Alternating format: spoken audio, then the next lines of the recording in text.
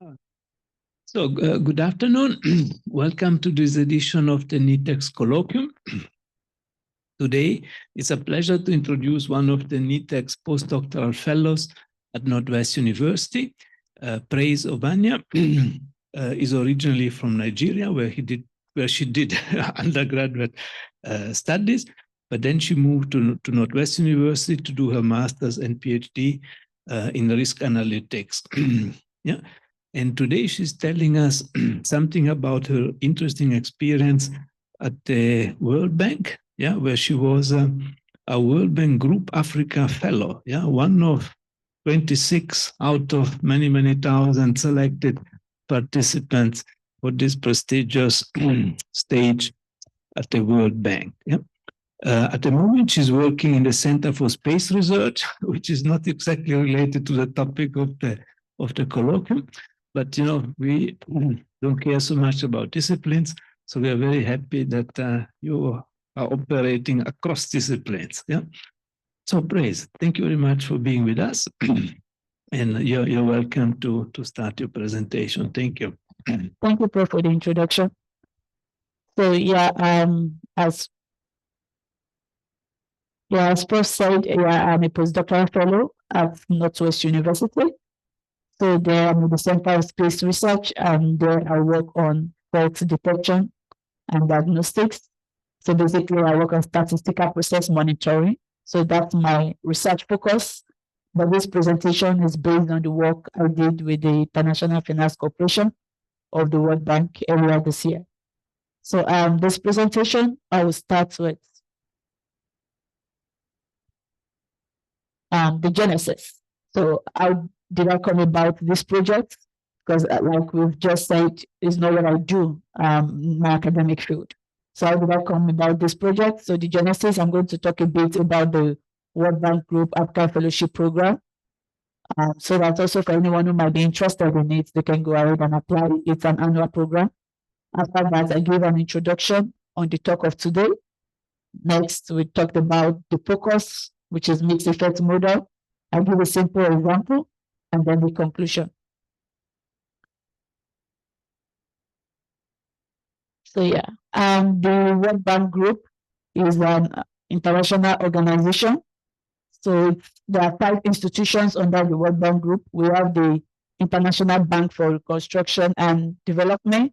We have the International Development Association. We have the International Finance Corporation. We have the International Center for Settlement of Investment Disputes.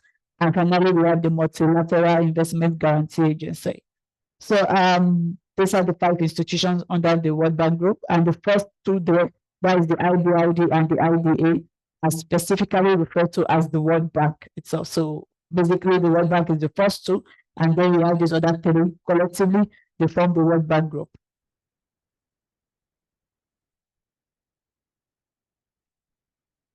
Okay. Is this fine? All right, thank you. Yeah. So this is the fellowship I was talking about. I'm speaking about it today because it's supposed to be for African nationals, and it is for African nationals, but history has shown that we don't really have so many people schooling in Africa getting into this program. So you have African nationals schooling in the Western world, mostly getting into this program. So what is the program about? It targets young, talented African nationals who have just completed their PhD or are completing it recently. So soon enough. So maybe they're like in their final year, or they have just concluded the program. What is the purpose? To develop African talents, to build a strong pipeline of young African professionals and researchers, to provide fellows with the opportunity to gain hands-on experience at the bank. So this is very important because when you get into the bank, you are given a project that you have to do within your 6-month fellowship. You contribute to development goals, and then it promotes diversity at the bank. So this is the eligibility criteria. Again, is criteria. It's an annual program. So usually it's the application opens sometime around August, so you can check it out. Yeah, it's something I would recommend. But you have to be under 32 years of age as whenever the application is closing. So this the 2025, I'm part of the 2025 cohorts. So there were over 3,000 candidates. So it's a highly competitive program.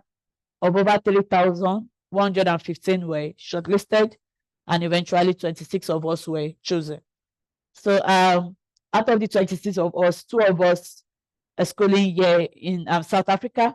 And then you will be happy to know that the second person is from your university, Stellenbosch University.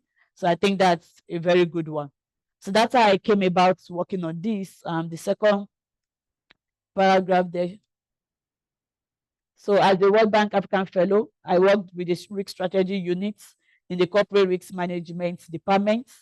And then I was involved with the development and application of stress testing tools to assess and prevent financial exposure in IFC's investments. So a bit about this. Please note that while I might be able to answer general questions, I will not be able to answer questions about the project specifically due to privacy issues. So I won't be able to answer questions on the portfolio I worked on. Yeah, but I can answer general questions on the application, on the method I used. So now the introduction. So stress is a word we are all familiar with. And why stress might not is definitely not good for the human health. In the world of finance, it has its usefulness because you want to know how your portfolio will perform under different scenarios. So that's where stress comes in handy. So what is portfolio stress testing? It's a risk management technique that evaluates the potential impacts of adverse or severe economic and financial scenarios on the portfolio.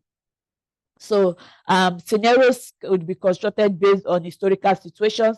For instance, we have the infamous 2008-2009 financial crisis. This was a global crisis. So you can create scenarios based on historical situations or hypothetically. So just standard simulations where you check out how a portfolio can perform under different scenarios. For instance, take the GDP, gross domestic product. So if GDP is up by 5% or down by 2%, how will a particular portfolio perform? So fundamentally, it evaluates the impact of macroeconomic factors on an entity's cash flow. And when we say cash flow, what are we talking about? The movement of money into and out of an entity over a certain period of time. So in simple terms, their profits and losses over a period of time, their costs, their revenues, the money they get, the money they spend. So you get your cash flow from things such as revenues, costs, EBITDA, interest expense, and the rest. So stress testing is a necessity for banks and investors. As a matter of fact, it's compulsory across several countries, especially following the 2008-2009 financial crisis, to avoid a repeat of such an occurrence.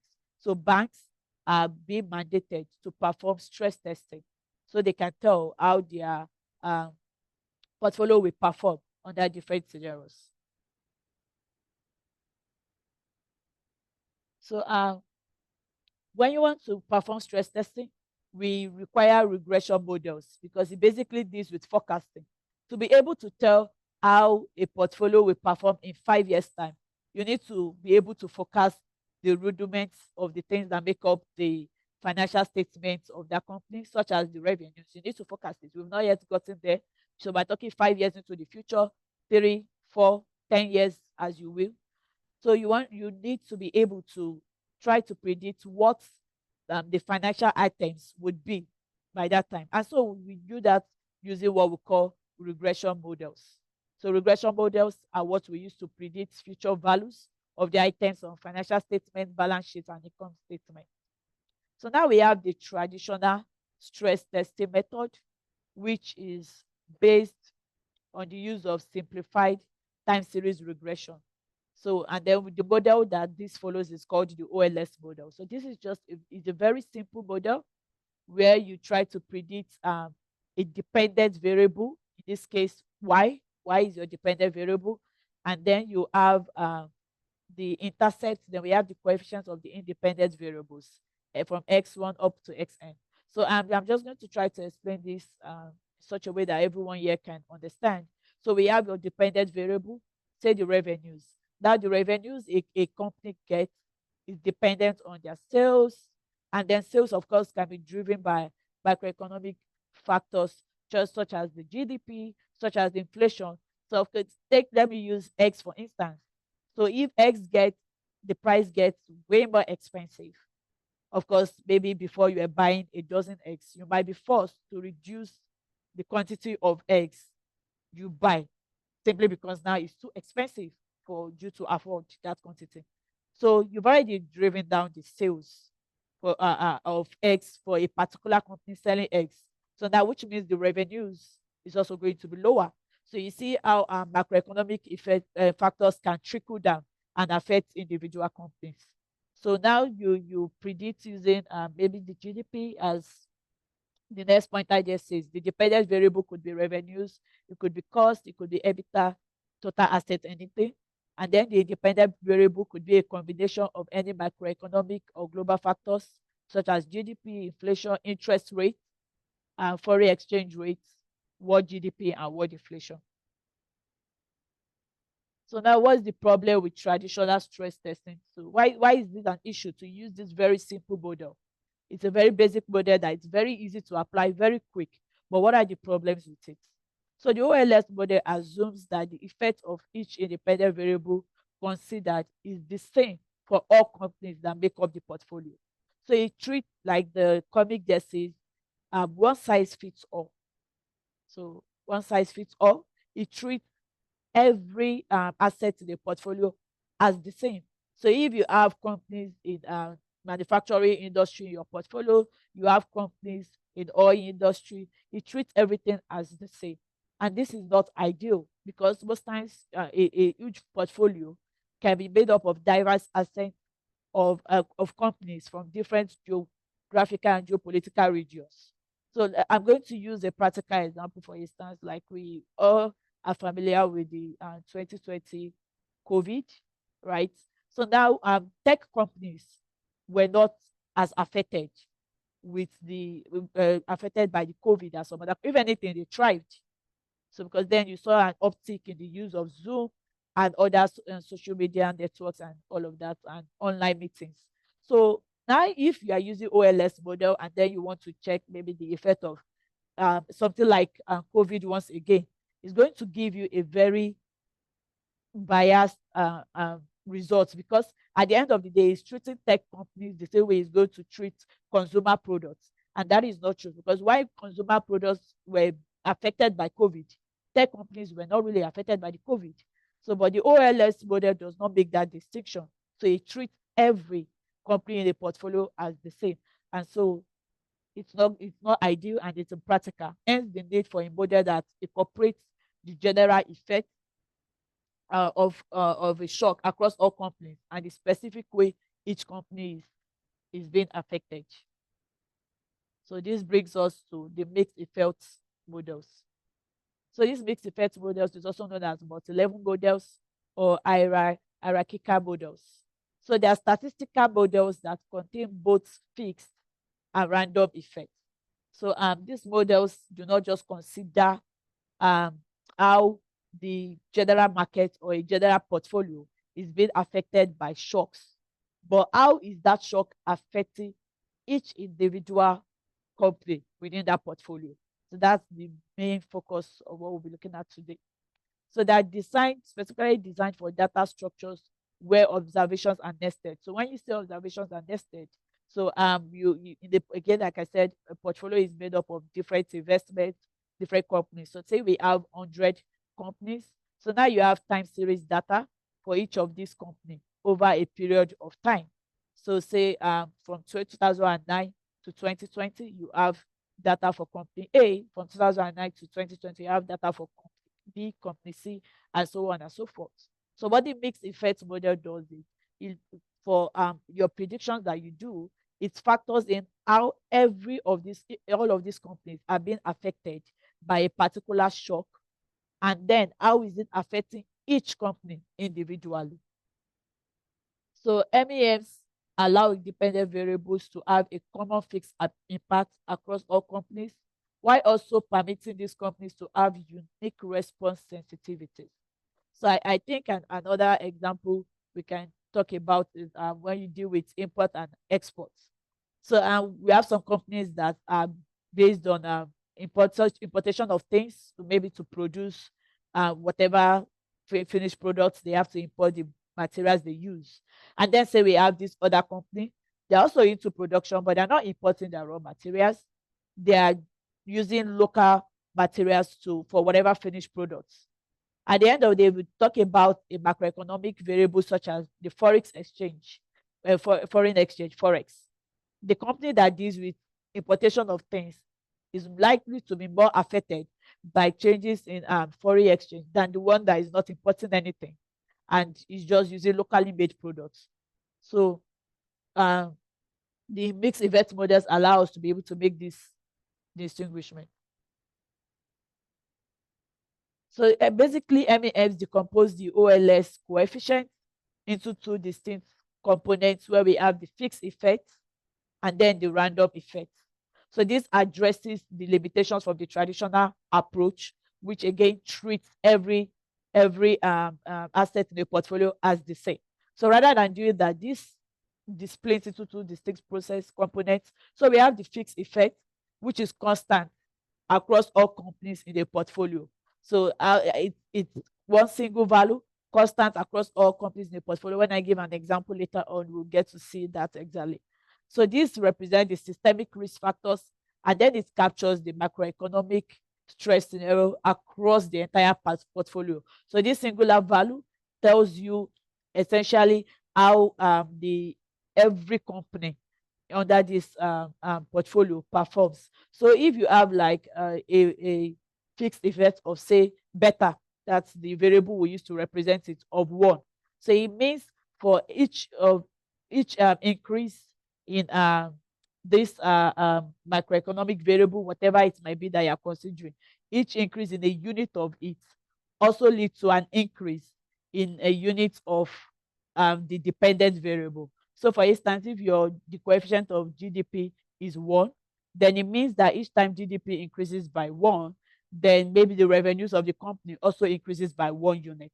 So that's basically the importance of those coefficients. They tell you by how much increase or decrease a unit change in an independent variable would affect the dependent variable. So then we have the random effect, which is unique to each company. So this tells the baseline differences of financial performance as it is specific to each of the company under the portfolio. So here, this is the setup for the mixed effect model. So a key difference you can see between this and the earlier OLS model. Let me quickly go back to that. So we see here the OLS model will just have the betas only. So these are just fixed effects for all of the portfolio. But here you see that there's this component that we then add the mu. So now we are not only getting the fixed coefficient of how every company is being affected, but the random way each is affected. And then you add it together to find the overall coefficients for each company. So there are two ways that these mixed effect models can be used. We have the frequencies model, and then we have the probabilistic model. So when we say the frequencies model, you don't need prior information. All you just need is just to look at the observed data, and then you make your estimates from the data you are observing. So you don't require prior information. On the other hand, for the Bayesian model, which is a probabilistic model, being a probabilistic model, you require prior information. So most times when you are building these models, they can be very complex because again, the OLS model is simple, very direct, but this is very complex because most times they are dealing maybe with a portfolio that have over 30,000 assets in it. And now for each of these assets, you are trying to find a random effect. How are they affected particularly? So it can be very, very complex to build. And because of that, we struggle with what is known in our world as convergence issues. So when we say convergence, it tells you if a model is stable or not. So if a model fails to converge, it means that model is not stable. Whatever results you are getting is not a stable result. If you run it again, you're likely not going to get the same thing. So that's one of the issues with the frequencies models. They can find it's very, very difficult for them to convert, especially when you are dealing with a very large portfolio. And that's where the Bayesian or the probabilistic model comes in. So why it takes time to run, it's more stable, so you can be able to achieve convergence with the probabilistic models. The downside to it is it's very computationally expensive. So depending on the size of the data, you can even run it for over 24 hours. So it takes so long to run. So now if you're like me, I prefer examples to so much talk, because then you get to see what someone is saying. So now we have this a little example. So now you can see we have different companies. Let's say this portfolio has 5 companies in there. And then these companies, some are under retail, some are under auto manufacturing, some are under mining, retail again, utilities, and that's the industry. Then the sector, we have consumer discretionary, industries, and all. So you can see this is just an example of how a portfolio can be. A portfolio is usually really diverse, and you see from different countries: Brazil, Germany, Australia, South Africa, US, and on different continents. So this is why OLS model is not suitable, because now you have companies from different countries. Remember, these countries are all have their own peculiarities. The kind of challenges companies in South Africa will face is entirely different from the kind of challenges that companies in, say, in the US are going to face. So, which is the reason why we don't recommend the OLS model as the traditional model, which treats everything as the same. So this is the standard outlook for a portfolio. So now, given a data having different companies in a portfolio belonging to different industries and different sectors located in different countries and continents, you can use any of these differentiations as a random effect. So now I'm going to quickly track back a bit. Earlier, I mentioned macroeconomic variables such as the GDP, inflation, but we also have what we call global indicators. So these are things that affect any company anywhere in the world. Yes, in varying degrees, but every company is exposed to world GDP. Every company is exposed to world inflation and all of that. So now you can use any of these differences as your random effects. So if you are interested, you have a portfolio with companies in different industries, but you want to know how will GDP, inflation, forex, foreign exchange, and the likes affect in this particular industry, maybe the manufacturing industry. That's just your interest. You want to know how it affects each industry specifically. Then you use that as your random effect. So all these things are being done with programming languages such as Python, and there's a place you can define what exactly you are after. So if you want your industry to be the random effect, is stated in the algorithm that the industry is the random effect. So at the end of the day, the model you build gives you how every company in that portfolio is affected and how each industry is being affected. So it differentiates between it. That way you're able to tell which of the industries is more affected and those that are less affected. So hence you end up with 2 sets of coefficients, as I explained earlier. So what are the steps you go through? First, you have to build the model. Now, to be able to tell the future, like we say, to know the future, you must understand the past, right? So you can't know the future without understanding the past. You have to know where you're coming from to know where you're going to.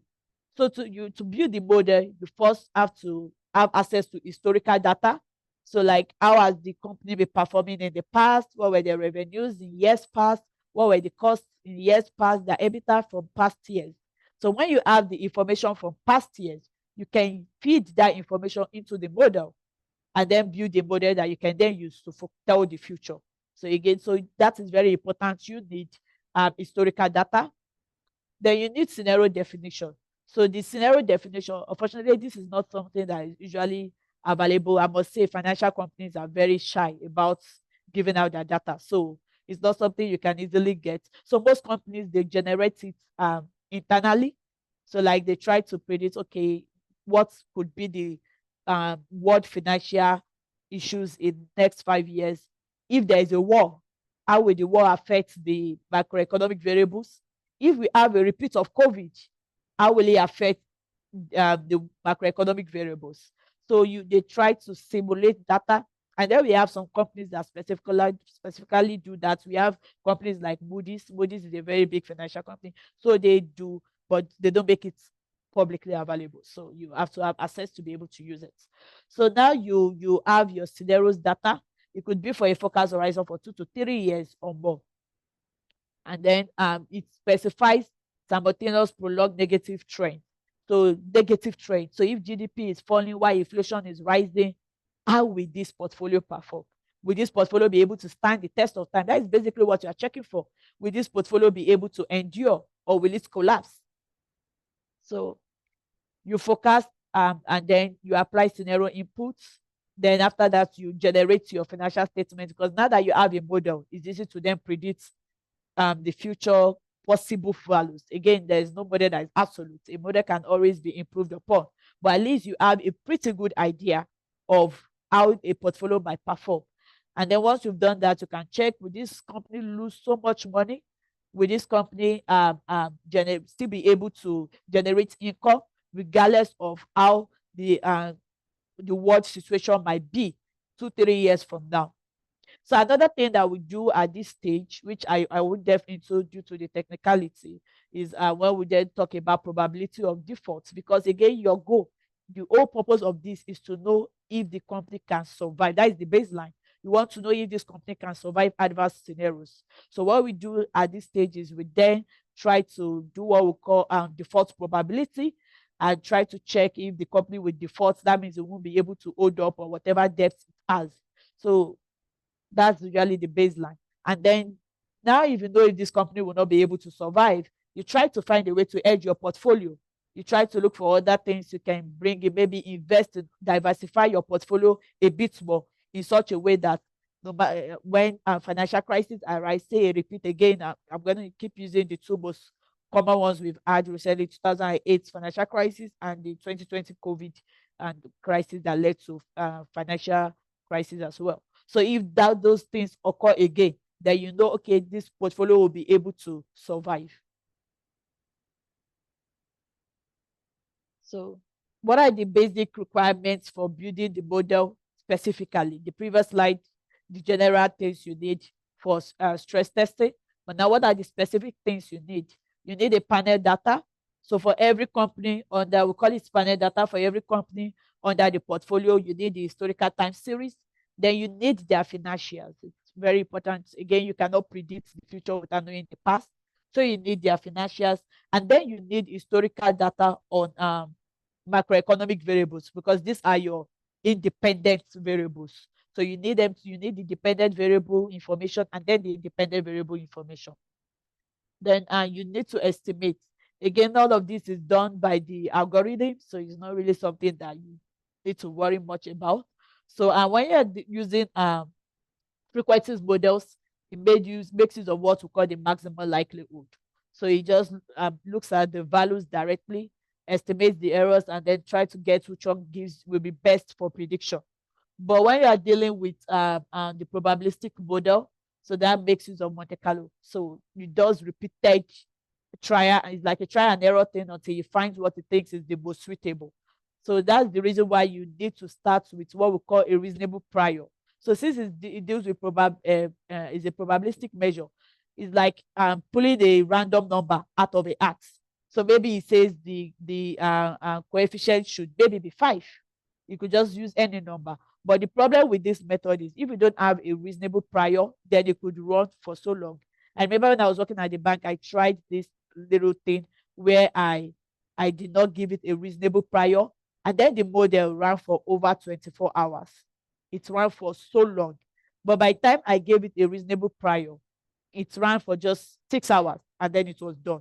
So, but the question then becomes, how do you know a reasonable prior? If you want to use a probabilistic model, how do you determine that this is a reasonable prior? That's where the simple traditional model, which we said is not suitable, can come in handy. Because remember, the model gives like a baseline of how it treats every company as the same, having the same effect. So it gives you a single coefficient. Now you can use that single coefficient to as a reasonable prior, because on some level, every company is affected that way. It's just that they still have their differences and how they are affected specifically. So now when you build the OLS model, you can then feed the coefficients from that OLS model into this Bayesian model as a baseline and as a reasonable prior. So that's where the model you are building has a reasonable place to start from. So the software we use R and Python. I mostly use Python for my work. So start model and for the frequencies model, and then PyMC3 for the probabilistic models. So yeah, these are the specific things you see when you build a model. You have your fixed, when you build a mixed effect model, you have your fixed slope coefficients. So this gives, again, like I explained, the overall impact. So on average, a unit change in any independent variable, e.g. the GDP, will lead to a better change in revenue across the entire portfolio. So like I mentioned earlier, so if your beta is 1, so it means a unit change in GDP will lead to an equivalent 1 unit change in whatever your dependent variable is. So if beta is 5, it means if GDP increases by a unit, your dependent variable will increase by 5 units. If it's -5, then it decreases by 5 units. So it tells you the change from slope. If you are familiar with slope from mathematics, change. So basically change. Then the random slope coefficient. So this tells you the unique deviation in sensitivity for a defined group. How does that group deviate? So I have a plot later on that would make this clearer. Then the sensitivity, it measures the degree of inherent difference in the slope. So what are the key advantages of the mixed effect models? By explicitly modeling both systemic and idiosyncratic risk, the MEMs provide a more faithful representation of the portfolio. So because it tells you how it's affecting the portfolio as a whole and how it's affecting each asset or industry in that portfolio. So it gives you a more faithful representation, or like trying to say this affects everyone the same way. So I think a practical example will be like a fall. If someone like I fall to the ground, because I'm a little bit closer to the ground than most people are, the effect is not going to be the same thing as a giant falling to the floor, to the ground, or even fall from like a second floor. It's not going to be the same thing as falling from the 5th floor. But there's a general effect. If I fall to the floor, even if I'm this close to the ground, I'm definitely going to get injured in one way or the other. But if someone taller falls to the floor, the person is likely to get more injured than I would. It will land in the same, assuming will land in the same position and other variables are the same. So now, well, what the mixed effect will then do is it tells you specifically how I will be affected, even if a fall is a fall, and how that taller individual will be affected. So it gives you a more robust representation of a portfolio reality. And then it allows risk managers to identify which specific companies drive majority of the portfolio loss. So now, because you are able to differentiate how each company is being affected, you can go back to your portfolio and identify which of those companies are most affected. And now it's easy for you to deal with that and try to prepare for a severe scenario, because now you know if a severe scenario occurs, company A is all well and good, but company B is not good. So if company B is not good, what can we do to make company B to be able to stand the test of time? Data efficiency. So it limits firm-specific data by borrowing strength from a large pool of data. So what this, I'm just going to explain this in simple terms. So now, again, I said we could differentiate on industries. So say we have a particular company in the manufacturing industry that maybe every other company has data from 2009 to 2020, but they don't have all of their data complete. They have maybe just 5 years of data. So because you are grouping by industries, it's not going to really matter that this particular company does not have sufficient data anymore. Because by the time you group it with other companies in that industry, say the manufacturing industry, as I'm using as an example, then you have sufficient data to use to build a model, because now you are differentiating based on industry. The only time it will be an issue that a company does not have sufficient data is if you want to differentiate based on the industry specifically. But if you are differentiating based on industry, based on the country, based on the sector, then even if a company, just a single company, or even a few companies don't have sufficient data, they can borrow strength from other companies with sufficient data in that industry, sector, or country. So it provides a scientifically rigorous and defensible foundation for capital planning and regulatory submissions. So again, because owing to the 2008-2009 crisis I mentioned earlier, it's compulsory for banks to do this. So you can't just present like you are, it's a compliance issue. So if you are dealing with compliance issue, you have to build a model that is sensible. You can't just present a wishy-washy model and say you've already complied, you've built a model. So if you present just like a basic traditional model, well, that is not going to pass. So it helps for capital planning and regulatory submissions, and then it handles cross-sectional data. So yeah, basically this addresses the common issue that we have with financial outcomes, where we have companies that are correlated by capturing the common global shock by fixed effect, and then also dealing with the shared risk. So yeah, I give a practical example.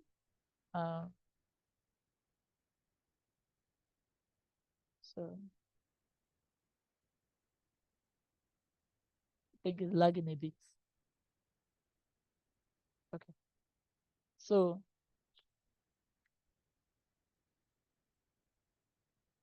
yeah, so this data was gotten from Google. So what we have is, I'm just going to go through the columns so we can see. So we have year, like the year which covers from 2009 to 2023. And then we have different companies. So then we have the categories this company belong to. Some are IT, some are fintech, and the rest. Then we have the revenue. So this is the company information, the revenue, the gross profit, net income, EBITDA, and so on and so forth. So unfortunately, it's kind of very difficult to get financial data that is readily available. So I just have to make do with this example, because again, I can't use the data I specifically worked with. So here we were just given just the one independent variable, which is inflation. So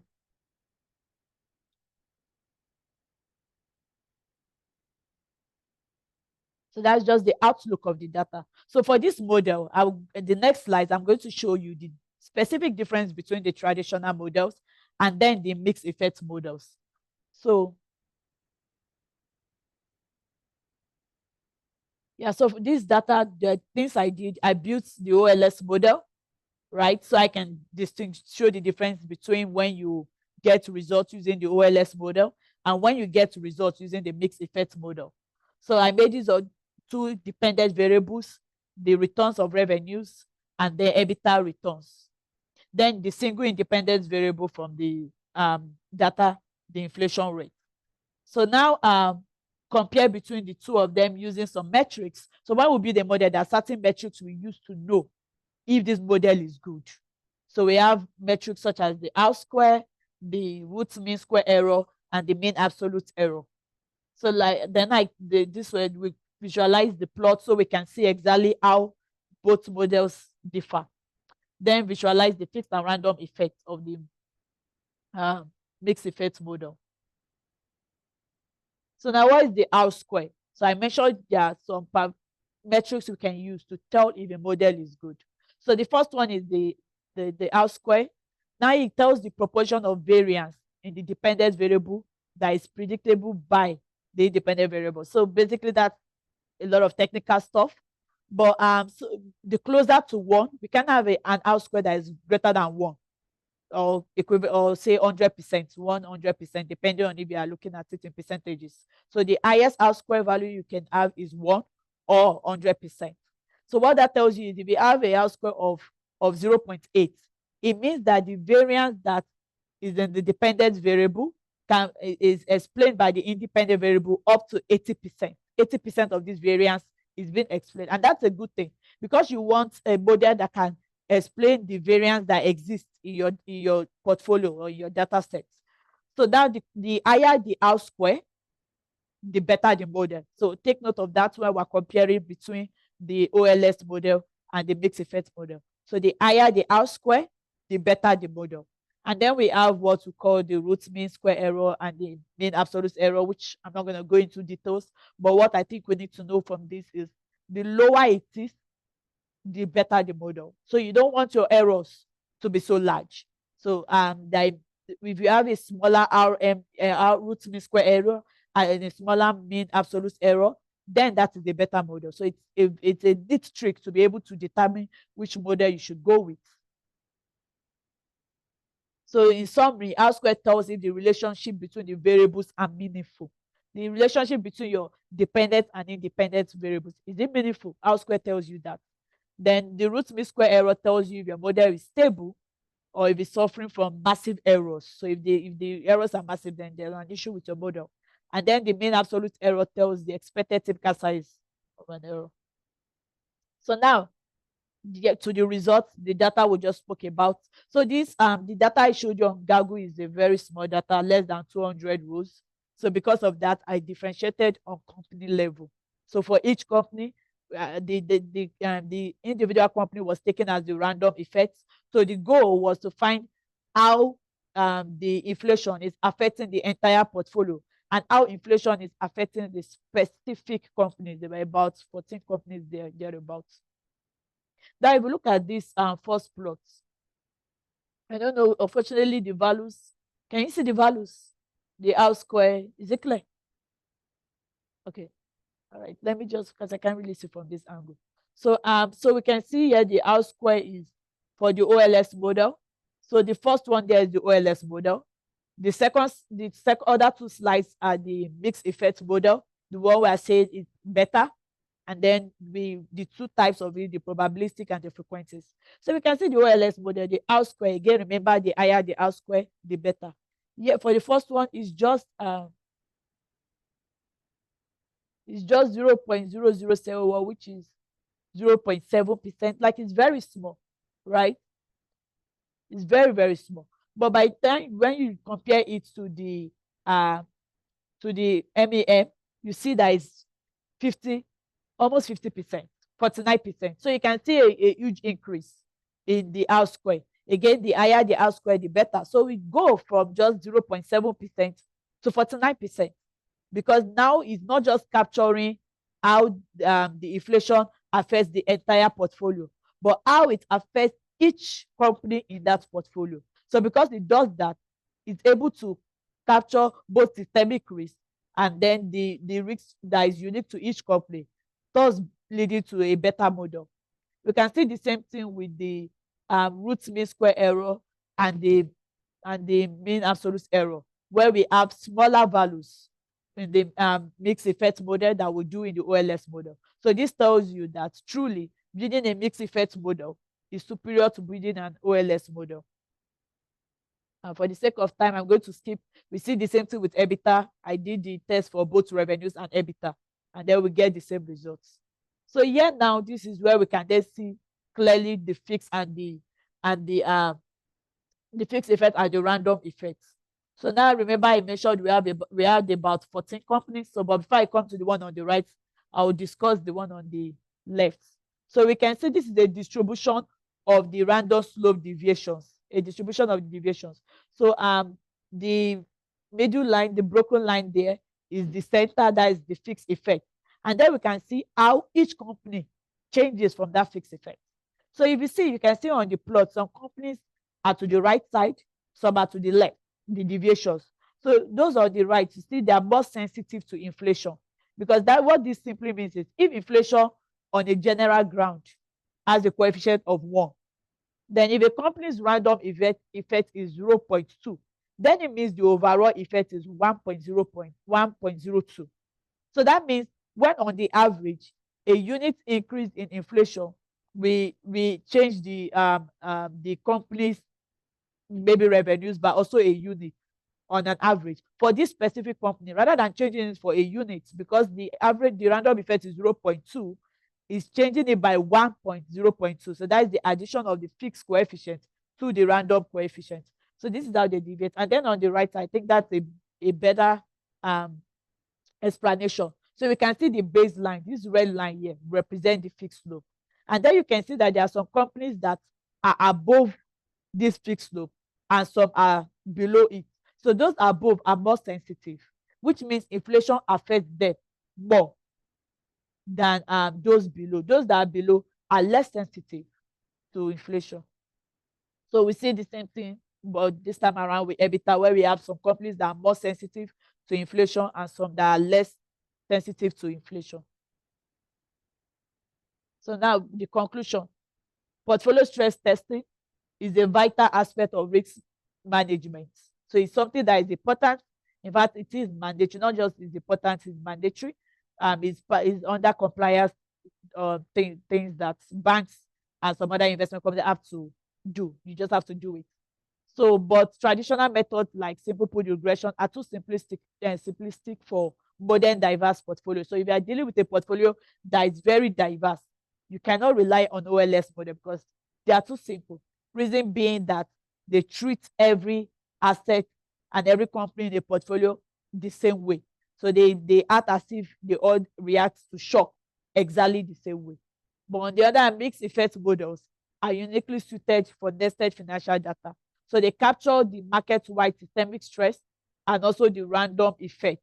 So like how will this stress affect this company or this industry or this sector? So they don't just treat everything as a whole. So MEMs, they are robustly estimated using frequencies method or probabilistic method. By predicting financial statements at the firm level and aggregating the results, you are able to accurately assess a portfolio's resistance. So thank you. Any questions? Yeah, thank you very much for a very informative talk. Do we have questions for our speaker? There's a question there at the back, I think. The microphone is coming from the top. Sorry.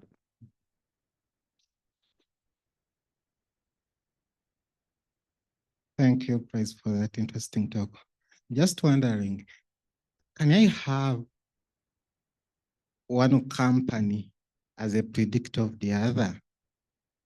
For example, the performance of NVIDIA might affect the performance of Google. Suppose, for example, if Google, let's say, assume Google uses NVIDIA's GPUs. So a change in the price of NVIDIA might affect a change in the price of Google. So if I knew NVIDIA's price tomorrow, that would be perhaps useful information to be fed into Google's model if I want to predict tomorrow's price of Google. So I'm just wondering whether in your modeling, you captured these cross-company dependencies. Okay, so yeah, I completely understand what you say because, of course, like the performance of companies are correlated, right? If I understand the question very well, and the performance of one affects another. So when we are dealing with stress testing, is one thing I think I should make clear is strictly based on macroeconomic variables, right? So we have some models that we call bottom-up model, more technical models. You mostly will use microeconomic variables. So you are not really treating the companies using them to predict one another. That is like a different test, what we call correlation analysis. So which comes in, yeah, in a way. So if you want to build a model and then you want to cluster the companies, right? So say you don't want to use the industry they belong to, but you want to cluster them based on their similarities because you know that one would affect another, and then cluster them together. Then we do what we call cluster analysis, right? And then in such a way you can then build, but you're still not going to use one of the information from one as an independent variable. No. The only thing is now they're clustered together in the same group, and then you can have a model for them. There's a question here, Mrs. Yeah, thank you, Chris, for such a wonderful talk. I have two questions for you. You have used the mixed effect model, and just because your concern is looking at this hierarchical data structure, and of course, this doesn't take into account the heteroscedasticity of the model in itself. Instead, perhaps you could have considered weighted risk square regression. Can you just explain why didn't you consider that? Okay, I think the main reason why, because again, remember this is the work I did with the bank. Yeah. So they have a very, very large portfolio. And then the goal was to know exactly how different. So we differentiated using different things like what's it called now, country, because again they have assets across different countries. So because we specifically wanted to see how each stress scenario affect different groups. So we wouldn't have been able to accomplish that. So in the model, I defined different parameters where I defined that, okay, I'm interested now in geopolitical regions. And so that tells you exactly how these shocks are affecting the companies in this geopolitical region. Then you can also look at industry. So we're looking specific about what you were looking for, and the reason why we had to consider this approach. Okay. Yeah. You spoke about the ordinary square, the drawback of that, and then when you look at this Bayesian approach for MC, so first you form the ordinary square in order to get your priors. Yes. But now, of course, you mentioned, you stressed that this OLS is actually is performing poor. How do you know that your prior are actually correct? Okay, so no, your priors are not, I won't use the word correct. They just give it a baseline. Because again, so while we're doing it, you don't even need to define it using the OLS model, to be honest. You can just put 0 in there. The only issue is that it's going to take longer to run. But remember, despite the fact that the what's it called now, the MEMs, the mixed effect models, is better, it still has the fixed aspect and the random aspect, right? So the reason why you are using OLS model is just to use it as just a guess, because at the end of the day, there's a baseline like this image shows. Let me quickly go back there. There's a baseline, so you can treat that baseline as what you get if you use OLS model. There's a baseline, the way it affects every company, and some companies will be above that baseline or below that baseline. So all the OLS does is to give it a starting point, because the probabilistic model, if you are familiar with probabilistic models, they take so long to run. So if it doesn't have a good starting point, then it's going to take longer. It's still going to converge anyways. But what the OLS model does, the way it then plays is that fixed effect. So the priors they are giving is for the fixed part, not for the random effect. So for that fixed part, you feed the OLS coefficient as a starting point so that it can converge quickly, more quickly than if you didn't give it a reasonable prior. Yeah. Question at the back, please. Thanks for the seminar. I have one question at the start, and then during your answer to the first question, I came up with another question. Now, you said that in your answer, you said companies' performances are correlated. Why are they correlated? Can you explain? Are you referring to all the companies or only a sector of companies that perform? So not all companies. So like the example he gave, I was so given like in line with what he said. So if you want to take, for instance, like the company that sugar, maybe the company that brings raw sugar, and then like a company that produces drinks that they need that sugar. Of course, they would have some form of correlation. But an oil company, for instance, is not going to be correlated with the sugar company because they don't have any business. Thank you for the clarification. And then if you switch back to one of your slides with the 3 diagrams, I have a question there. That's my own question. If you go back, back, there. Okay. Oh, that one's fine. That one is fine. Now, if you look at that, what's the red line there? Not 100%. Is that linear regression? Yeah, the fit line. Yeah, the linear Okay, regression. if it is linear regression, then what did you say about the first diagram? I cannot see any Values, thing you right? can draw any conclusion there. So the point of this diagram was because I just tried to make this as simplified as possible. So in the previous slide, remember I talked about 3 performance metrics. So the goal was to look at the performance metrics for R square. It explains, it tells you how well the independent variable explains the variances in dependent variable. So like the higher it is, the better the model. So what I was trying to say on this slide is, if you look at the first model, which is the traditional model that we're saying is not so great when you're dealing with a portfolio. The R squared there, it's really tiny, unfortunately, is 0.7%, right? So meaning only 0.7% of the variance of the independent variable is being explained by the model you just built by the independent variable. But if you look at the mixed effect model, we have 49%. So this slide was just to contrast between OLS model and the MEMs. Then also the root mean square error, that is in the same unit as the model you built. So here we see 0.1573. So meaning the error is 0.1573 when you are dealing with OLS model, but for the root mean square error is 0.1123. So you see it's lower. So you have less error with when you are predicting with your mixed effect model than when you are predicting with your OLS model. So this is just a display of performance metrics to tell which model performs better. Do we have any questions from the online audience? Yes. Question is there a way to include digital assets, crypto, etc., in a stress testing portfolio? Yeah, that's a very good question because I myself have worked on Bitcoin. I have a publication on Bitcoin. Yeah, if you have it as part of your portfolio, why not?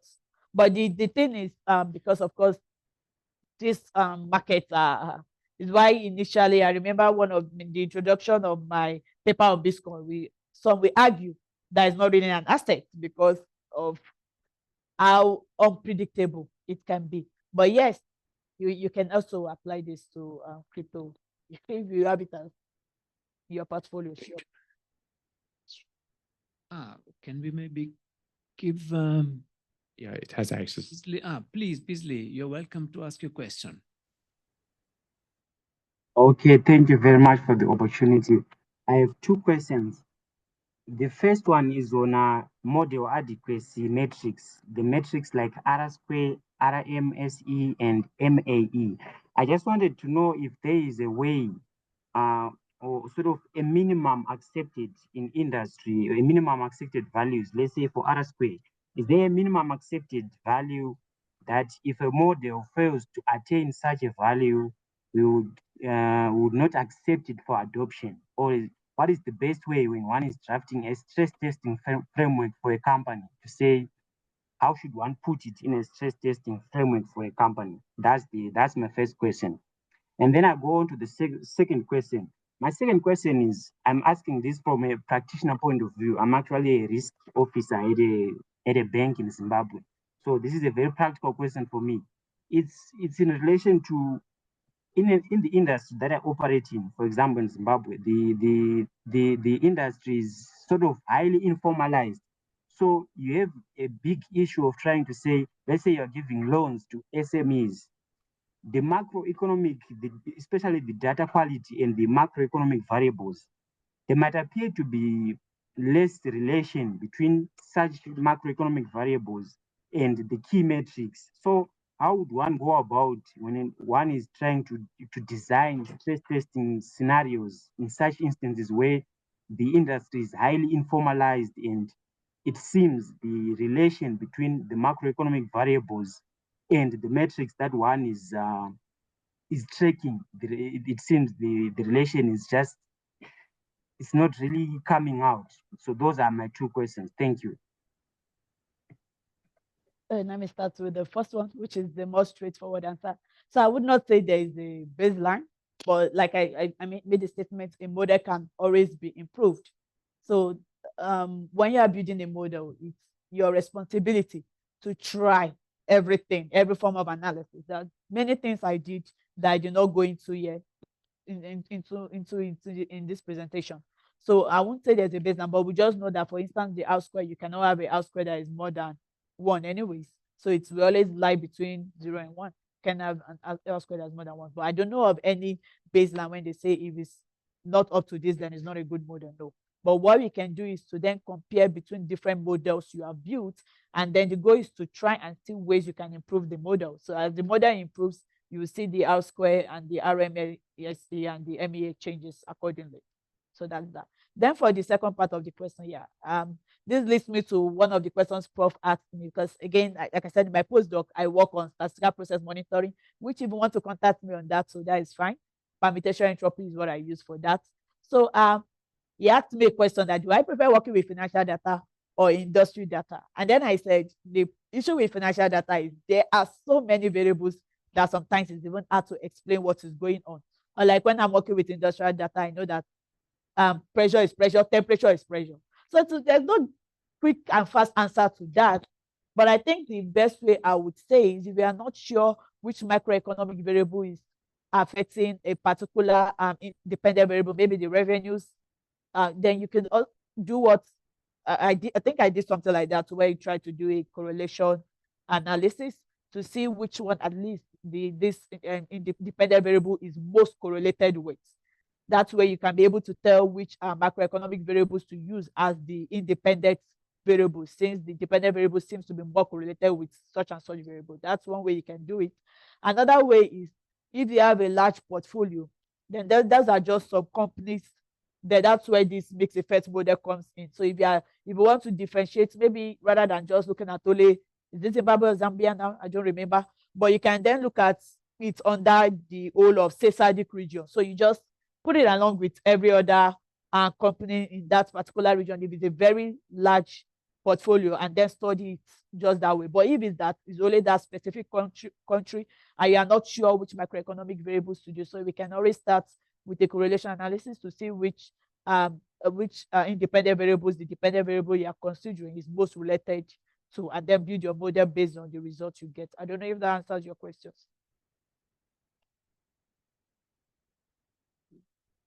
Let's assume it does. That's Okay. the question. Thank you.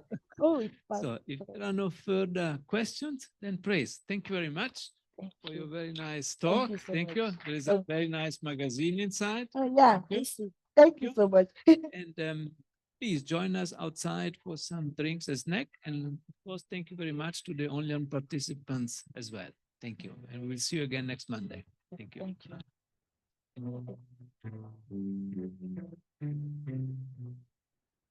Thank you.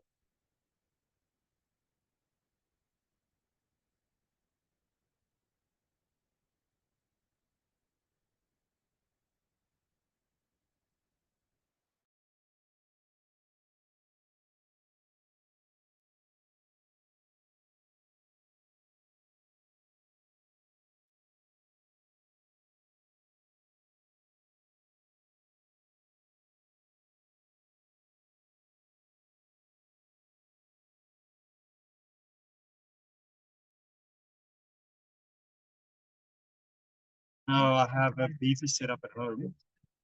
You know beefy sticks. A few weeks ago, I upgraded. Well, I don't use it for grabbing, just editing. 58 minutes.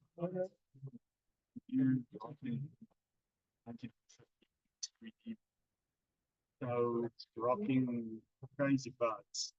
There's here and there a little bit of